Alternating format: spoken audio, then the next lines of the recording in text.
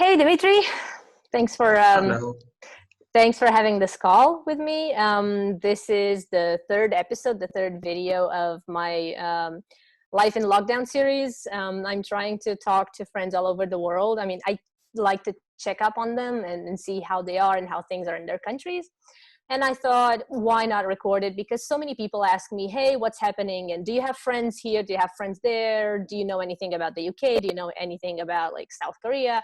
And I was like, well, I actually do know people there, so might as well record it. And so everybody can watch it if they feel like it. Um, it connects people. Yeah. So thank you for joining this. Um, Dimitri is an old friend of mine from university. He is from Cyprus. He lives in Nicosia right now. Um, Dimitri, tell me a bit about I mean, Cyprus is such a small country population-wise. How are things there right now? Yeah, so we're about like 900,000 population rise. And obviously, we're only talking about the south of Cyprus, which is the Greek Cypriot side. And it's pretty weird, actually, because at the beginning, it felt like not even the government took it serious. But actually, they did actually do some stuff right from the beginning. Like they closed the borders to the Turkish side of Cyprus, to the north side, should I say, pretty early on. And that was really good. And then when the president spoke, he didn't really say anything. People were like, okay, what's going on? And then 3 days later, he spoke again and they decided to shut like everything down. So And when when I did say that? everything, I mean like, sorry? When was that? When did they decide to shut everything down? Last Sunday. Okay. So we've been shut down for exactly 1 week now, since last Monday. And that means cafes, bars, restaurants, all this stuff where people get together. Supermarkets, pharmacies, and businesses are still open, but they told everyone to work at home. Right. Yeah, same here. As much as they can, which is pretty good. But the problem is there's still a lot of people that are going to work, which is, I don't know. I mean, I see the streets are still cars coming and going all the time. It's not rush hour, obviously, like it usually is, but there's a lot of motion going on. Do people still go to church? Because I know Cyprus is pretty religious, and we had a huge scandal here this Sunday that, public gatherings are forbidden. And there were huge groups of people, hundreds, just going to church, and the priests were like welcoming everybody and like serving communion with the same Yeah. spoon. And we were like, oh, this is just unacceptable. Is it the same in Cyprus? Like, do people still go to church? Do they does the church ignore that? Yeah, so basically, as soon as the coronavirus, the first incident we had in Cyprus, the archbishop and all the people around, they're all like, church services will continue as normal. And By decree obviously, of me. yeah. And it's like we shouldn't be. What's what I'm looking for? Like religion shouldn't be stopped just because of a virus and stuff like That's this. exactly the same. Yeah, it seems like the Orthodox Church just has this attitude, like, no, we are above the law now. Yeah, it's crazy. I mean, obviously everyone was going off at them on Facebook and Right. socials and stuff. And then when the president did his first speech, he took a very, very slight swipe at the church, saying, regardless of religion, we're not telling you to stop being religious and stop believing, but just be careful and with the social gatherings and so on. So it was pretty good. And then, like when I told you, like last week, they shut down everything. Apparently, 2 churches opened to do communion, and again, like everyone went against them. So since last Monday, we haven't heard anything happening in Okay. terms with the church and stuff, which is good because actually they're really strong in Cyprus. I mean, they're probably like more powerful than the government, I'd say. Yeah, it seems like it. So what do you expect is going to happen now for Easter? Because I mean, Easter is also huge. And do you think they're going to be able to just like contain their ceremonies and their... Well, for church, I mean, they have no other choice. If they open the churches and they start, with Holy Week and stuff, it's going to be pretty bad. But I'm pretty sure they're just going to show on TV. I mean, everyone can watch it on TV anyway.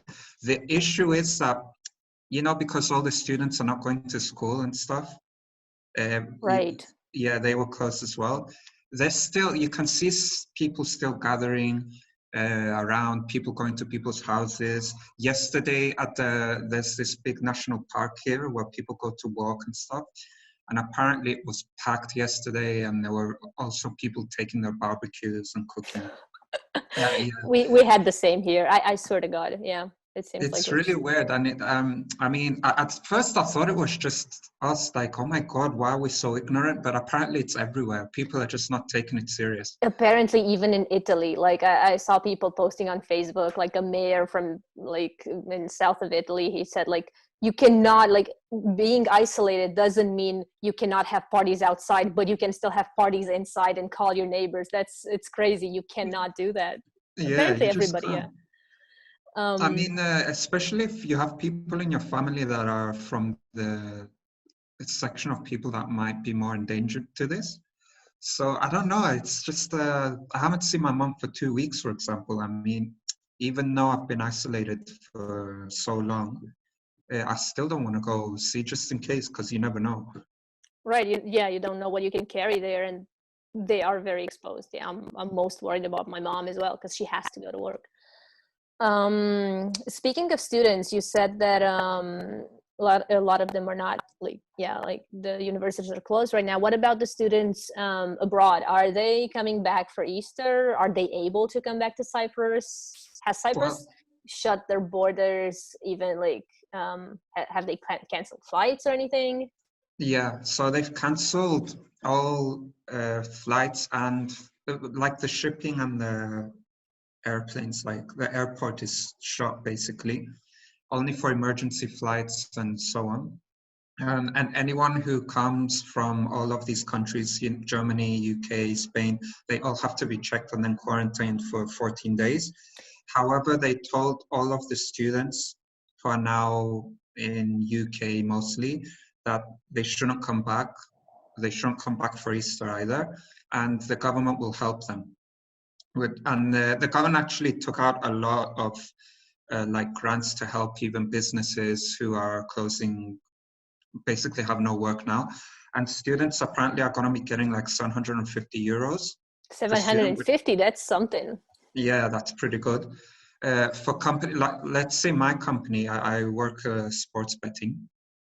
And like, there's no sports going on now. So we're basically shut, you know.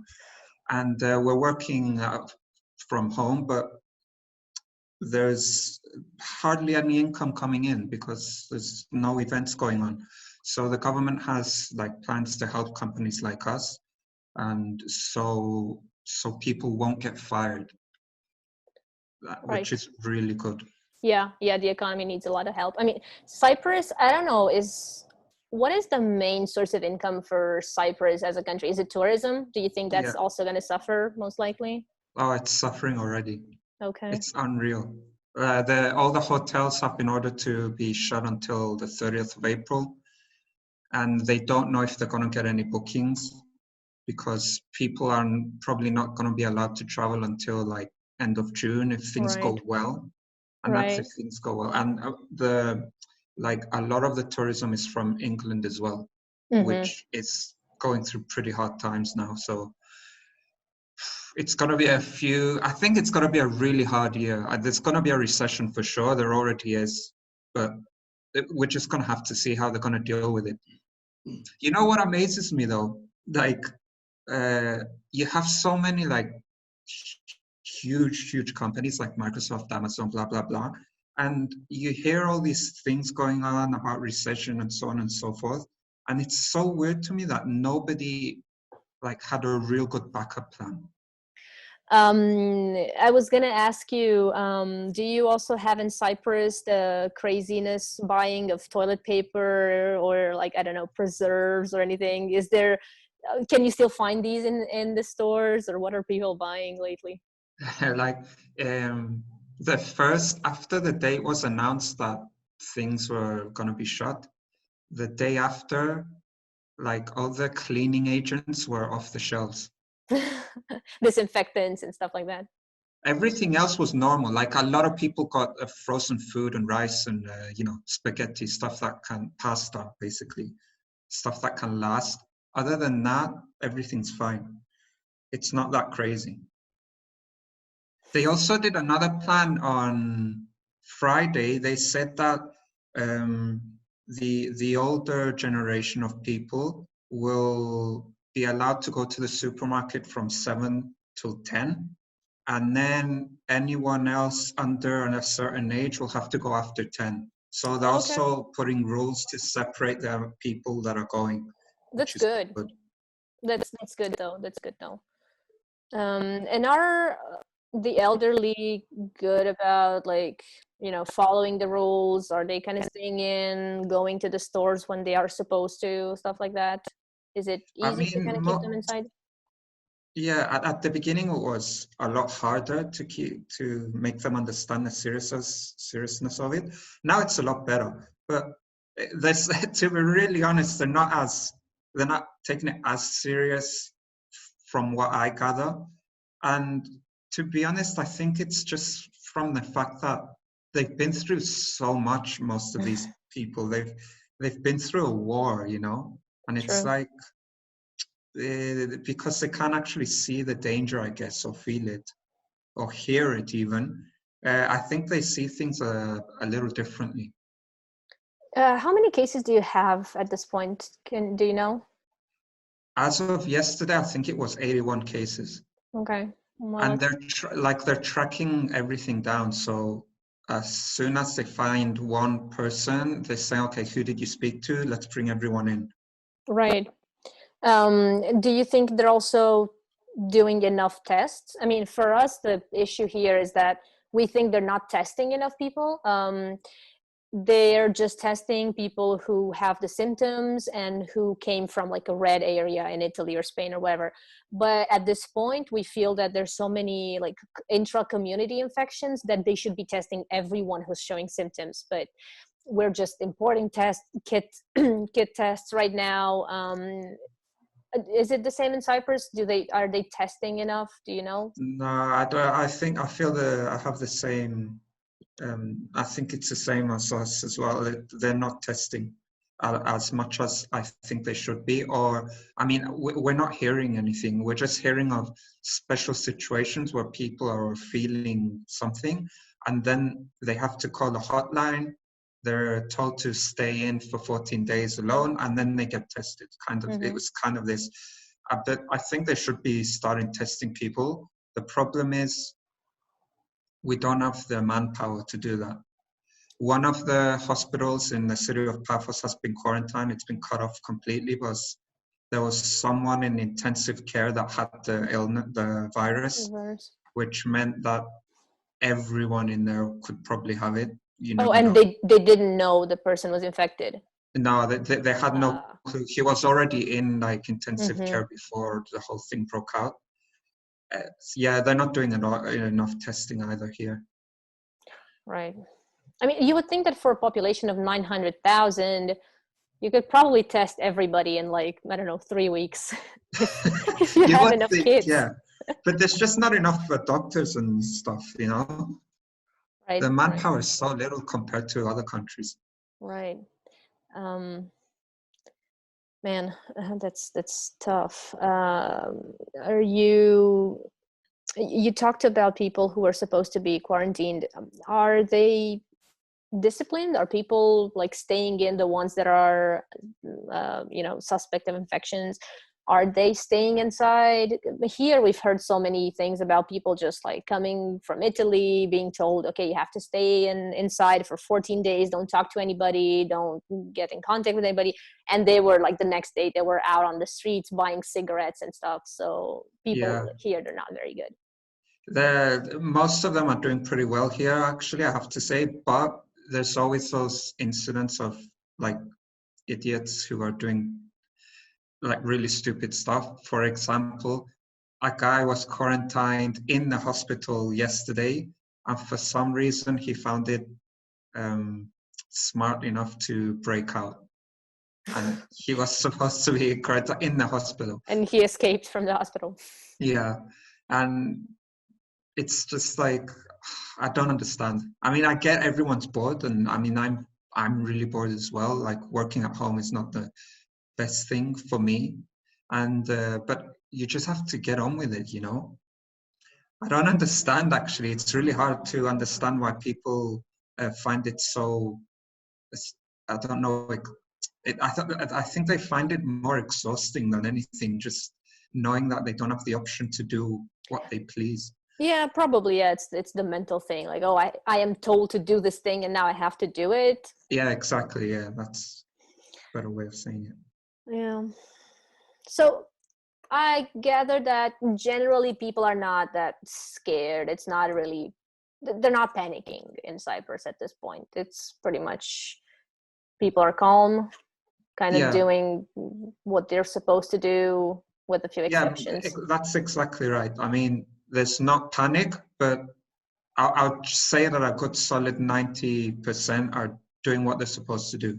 With the antiseptics, being careful, wearing gloves and masks when possible, and so on. They're doing pretty good. And actually, most businesses are following the rules as well, which is pretty impressive.